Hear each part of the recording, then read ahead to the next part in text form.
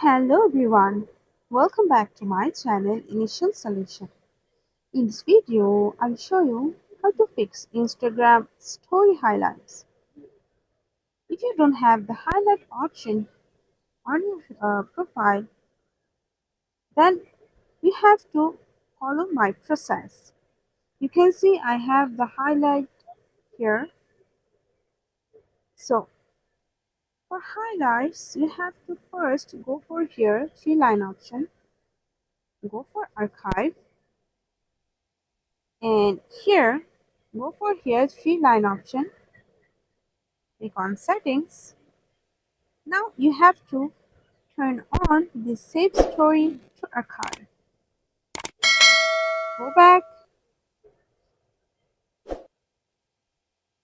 clear your all data, then again go for Instagram, click on your story.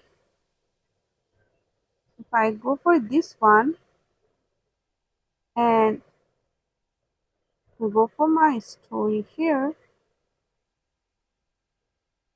okay, it's now posting. Now go for here more, and you can see this is the highlight option here, and you can add your highlight from here.